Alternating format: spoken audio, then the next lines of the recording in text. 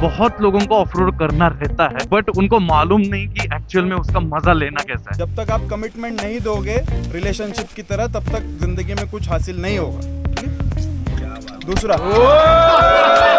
इसको क्यों फर्क नहीं पड़ रहा है? क्योंकि इसका एल्बोज में शॉक एब्जॉर्बिंग हो रहा है उसका, है ना, शोल्डर्स में शॉक एब्जॉर्बिंग हो रहा है, and in case of jerk you will lose the grip.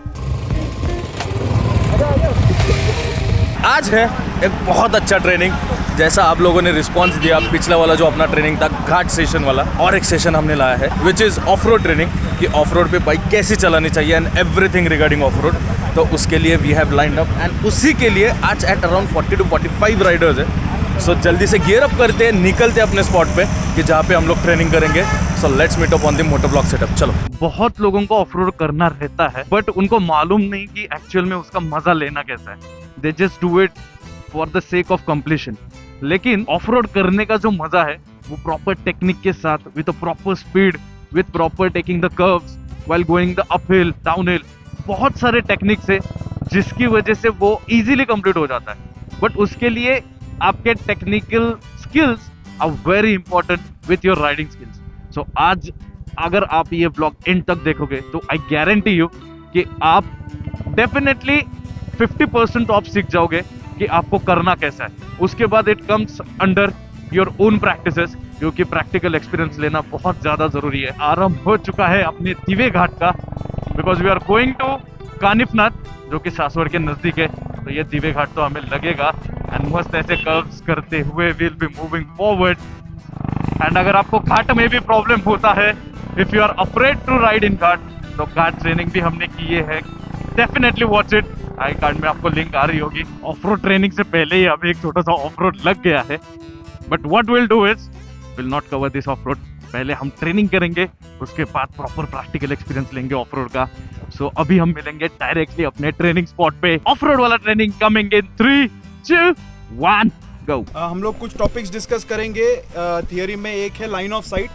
तो अभी जैसे मैं वो स्लोप पर खड़ा था तो मैंने देखा सब लोग अपने एकदम टायर पर ही देख रहे हैं, फ्रंट टायर के नीचे आगे ही देख रहे हैं, which is a very bad practice. Off road में आपको बहुत आगे तक का देखना है and then you have to commit to one track. जब तक आप कमिट नहीं करोगे तब तक आप ऑफ रोड में स्मूथली अच्छे एक मोमेंटम में जा ही नहीं सकते।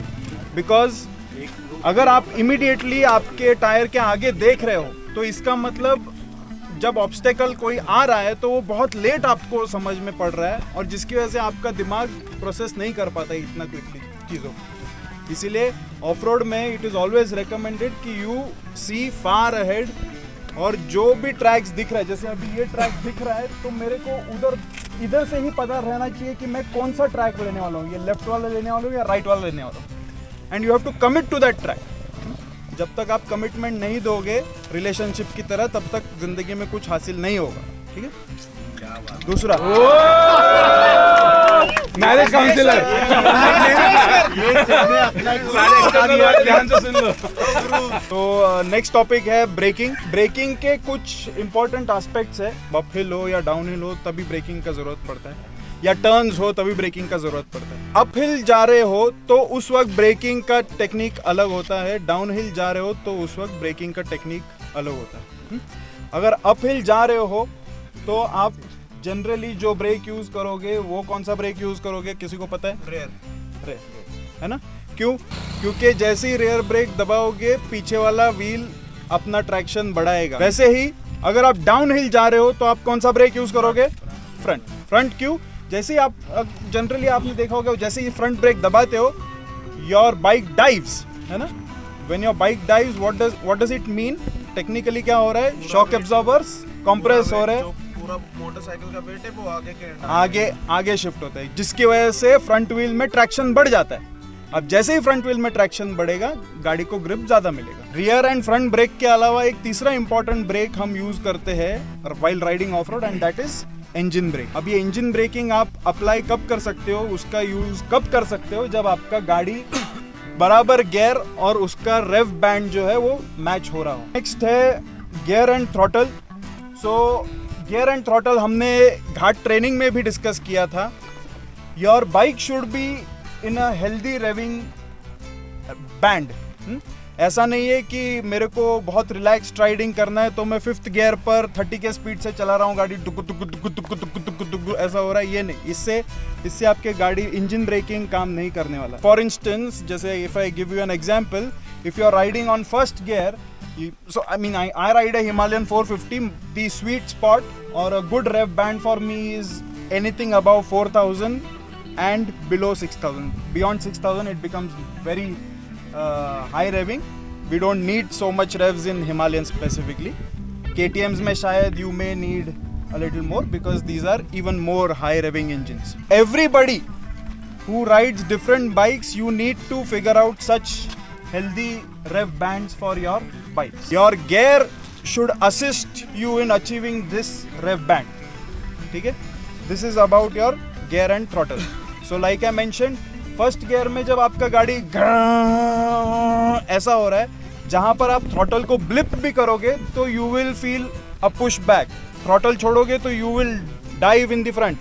When you are in this particular state, you can say that you are in a good rev range or good rev band. Your gear and throttle combination is good. Next is standing versus sitting. So standing is recommended. Why? Because your weight is off the bike, है ना. अब पूरा अपना वजन बम पर बिठाकर गाड़ी पर, तो उतने शॉक एब्जॉर्बर्स आपके कंप्रेस हुए रहते हैं, तो उतना ही शॉक एब्जॉर्बर्स का ट्रैवल रिड्यूस हो जाता है because they are compressed already. While riding standing, your foot pegs, I mean your feet are involved and the weight is more on your foot pegs, and उतना ही shock absorber का compression थोड़ा ज़्यादा मिलेगा while riding off road. The other advantage of riding in a standing position is you can see far while standing on the bike, and this will help you in, जैसे मैंने first point में बोला, this will help you in committing to a particular time, or this will help you in deciding कि मेरे को कौन सा lane लेना. Again I mean there is no right और wrong, there is no white and black, और there is no 1 और 0. आपकी बाइक सपोर्ट नहीं कर रही है ज़्यादा राइड स्टैंड होकर राइड करने में, there is no harm in sitting and riding as well. जब वो खड़े रहते हैं तो ऐसा खड़े रहते हैं. बहुत लोग अपने गाड़ी में हैंडल बार राइजर्स लगा के एकदम कंफर्टेबल पोजिशन में खड़े रहते हैं, ऐसा सीधा खड़े रहते हैं. This is not going to help you while riding off road. Off road में अभी अगर ये ऐसा खड़ा है, जब भी इसको झटका लगेगा तो ये इसका पूरा मुंडी गया, अब ये उल्टी मार सकता है, पूरा बाइक के ऊपर से उल्टा जा सकता है. पहिली गोष्ट तर मी फुटपॅक्स वरती असा उभा आहे, I can go this way as well, पुढे पण. आणि दुसरी गोष्ट, नीज मध्ये थोडंसं बेंड, चेस्ट अप, आणि हँडल लाईटली पकडायचा. पूर्ण पण एकदम असं स्ट्रेट उभं नाही राहायचं किंवा एकदम असं पुढं पण नाही यायचं, एकदम स्ट्रेट, हँडल लूज. गाडी टँकमध्ये ग्रिप केलेली आहे मी, थाईजमध्ये, नीजमध्ये. ब्रेक करताना एक ऑलरेडी ग्रिप्ट आहे, दुसरा करताना ब्रेक करताना मी फुट पुढे घेऊन ब्रेक करणार. सो अभी जैसे ये देखो, ये बिल्कुल नहीं हिल रहा. इसको मैं पीछे से दबा भी रहा हूँ तो नहीं हिल रहा. सो अभी ये कैसे, इसको क्यों फर्क नहीं पड़ रहा है? क्योंकि इसका एल्बोज में शॉक एब्जॉर्बिंग हो रहा है उसका, है ना, शोल्डर्स में शॉक एब्जॉर्बिंग हो रहा है. इसका जो बम बाहर आया है, जिसकी वजह से torso is able to take all the impacts. You should always be riding on the balls of your feet. How many fingers should you use while operating your clutch lever or brake lever? Maximum 2, maximum 2. And the best case is 1. What is the advantage that you will gain by using just 2 or 1 finger? So when he grabs the handle, you can observe the rest of the 3 fingers are still holding to the grip. This gives you a more secure and firm grip. The moment you are using all 4 fingers or 3 fingers, the grip is held only by your thumb and this section. And in case of a jerk, you will lose the grip. Okay? Therefore, it is recommended 2. Best case is 1. And all of this will only come with practice. अभी जैसा अपना theory session हो गया, now we are doing the practical session. So practical होना बहुत ज़रूरी है. So now we will be doing the practicals. So पहले what we are going to do is hill climb and थोड़ा सा slope में भी चलाएंगे. So that is how we are going to work. थोड़ा hill climb हो गया and now on the slope.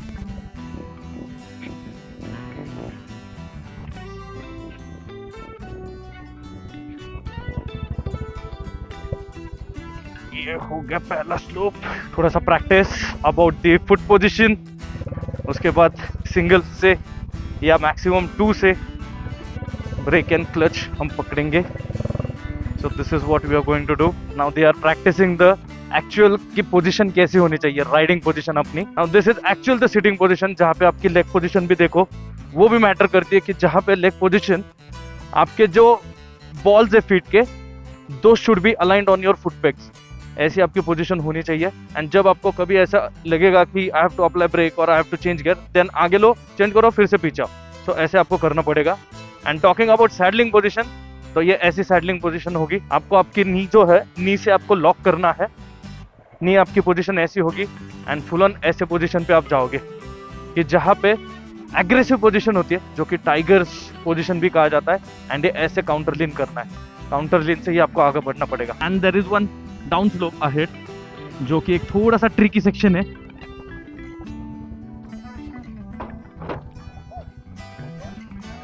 वो लगेगा पीछे मेरा.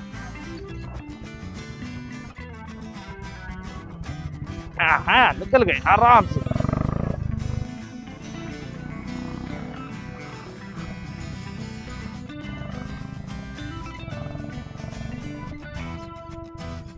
Back on this beautiful cement वाले roads.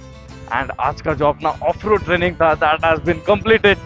Each and every point हमने आज कवर किया है एंड उसका प्रैक्टिकल सेशन भी किया. बट आपको प्रैक्टिकल एक्सपीरियंस जरूर लेना चाहिए, देन एंड देन ओनली आपके स्किल्स अच्छे से डेवलप होंगे. Definitely practice them so that आपके राइडिंग स्किल्स इंप्रूव हो जाए एंड ऑफ रोड आप अच्छे से एंजॉय कर पाओ. सो अभी हम मिलेंगे नेक्स्ट व्लॉग में, कि जहाँ पे ऐसे ही कुछ अच्छा डेस्टिनेशन रहेगा, अच्छी राइड रहेगी with the mixture of all terrains, सब कुछ मिलेगा. Till then keep travelling, keep exploring. Bye bye, Tata.